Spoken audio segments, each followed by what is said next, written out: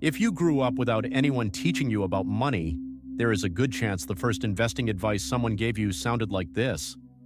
Buy dividend stocks, get paid every quarter, live off the income. It sounds safe, it sounds smart, it sounds like exactly the kind of thing a financially savvy person would do. The math says otherwise. Today I'm going to show you the exact calculation that most dividend investing advocates never show you. And the number at the end of that calculation will change how you think about this strategy permanently. Everything in this video is based on one principle. When two strategies sound equally reasonable, the math decides. Not opinion, not what your uncle told you, not what a financial influencer with a large following suggests. The math. I'm going to run the exact same scenario through two different investment strategies and show you the outcome after 35 years. Same person, same income. Same monthly contribution, two completely different results. First, let me be fair to dividend investing. Here is the actual logic behind it. When you buy dividend stocks, you are buying shares in companies that pay out a portion of their profits to shareholders on a regular basis, quarterly in most cases. The appeal is straightforward. You invest a lump sum or build a portfolio over time, and eventually that portfolio generates regular income without you having to sell any shares. For someone who grew up without financial security, the idea of money arriving in your account every 3 months without doing anything feels like genuine financial freedom. That appeal is real, and for certain situations, specifically people already in retirement with large portfolios, dividend strategies have genuine merit. The problem is not dividend investing in theory. The problem is dividend investing as a wealth-building strategy for someone who is just starting out. Let me show you the calculation that changes everything. Two investors, both 25 years old, both first-generation wealth builders. Neither has a financial safety net or family money behind them. Both can invest $300 per month. They have the same income, the same discipline, the same 35-year time horizon. The only difference is their strategy. Investor A follows the dividend investing advice. They build a portfolio of high dividend yield stocks. Their portfolio achieves a 4% annual dividend yield with 6% total return, including modest price appreciation. This is a realistic and actually generous assumption for a dividend-focused portfolio. Investor B ignores the dividend advice. They buy a single low-cost total market index fund. Their portfolio achieves the S&P 500 historical average of 10% total return annually. Same $300 per month, same 35 years, same starting age. By age 60, Investor A has approximately $470,000. By age 60, Investor B has approximately $1,100,000, a $630,000 difference. From the same monthly contribution over the same time period, the only variable was strategy. That gap exists for one reason. Compound interest works on total return, not just dividend yield. Here is what most dividend investing advice misses. When a company pays a dividend, its share price typically drops by the equivalent amount on the ex-dividend date. The money does not appear from nowhere. It moves from the company's value into your account. Your total wealth position has not changed. You simply receive money from one pocket and put it in another. Meanwhile, the index fund investor reinvests everything automatically. Every dollar of return compounds.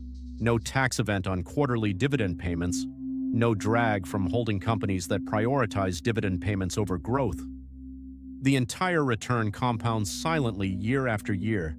This channel exists to replace vague advice with specific numbers. If that approach to money is useful to you, subscribe now so you do not miss the next calculation. There is a second problem with dividend investing that rarely gets mentioned. Tax. In most countries, dividend income is taxed as ordinary income, or at a specific dividend tax rate in the year it is received. Index fund growth inside a pension or retirement account is tax-deferred until withdrawal. On a portfolio generating 4% dividend yield, you are paying tax on that income every single year, even if you reinvest it. Over 35 years, the cumulative tax drag on dividend income significantly reduces the effective return. The index fund investor inside a tax-advantaged account pays no tax on growth until retirement. The dividend investor pays tax annually.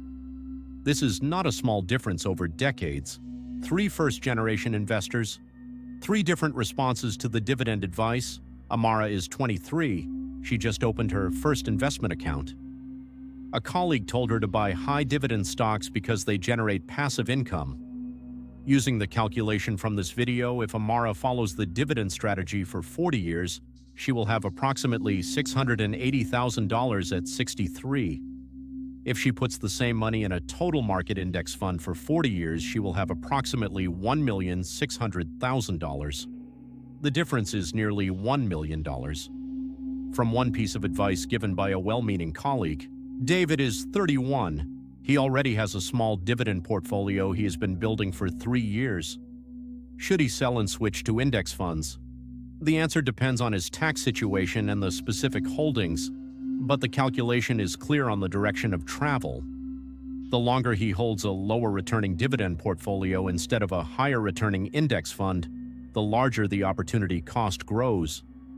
Not because dividend investing is bad, because for a first-generation wealth builder in the accumulation phase, total return matters more than income.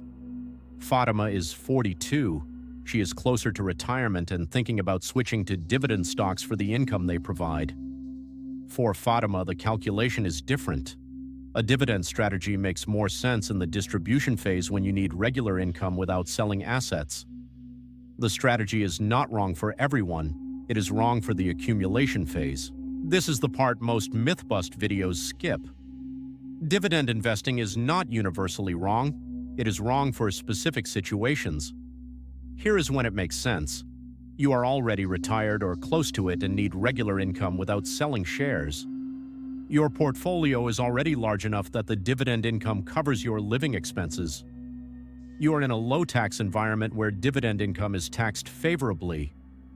You have a specific reason to prefer the psychological comfort of regular income over total return optimization. None of those situations describe a 25-year-old first-generation investor starting with $300 a month. For that person, every dollar of return needs to compound. Total return is the only metric that matters in the accumulation phase. Let me leave you with the one calculation I want you to remember. $300 a month, 35 years. Dividend strategy, $470,000. Index fund strategy, $1,100,000. $630,000 difference. Same money, same time, same discipline, different strategy. The first piece of financial advice most first-generation investors receive is rarely the best piece of financial advice. This channel exists to show you the math behind the advice before you follow it. Next video, I am breaking down the exact budgeting system that tells you how much to put into each account every month. Not a generic percentage rule, your actual numbers based on your actual income. Before I go, one question for the comments. Were you ever told to start with the dividend investing? Let me know below. I read every comment. If the calculation today was useful, subscribe. 1 video per week, always data, never anything to buy. I will see you in the next one.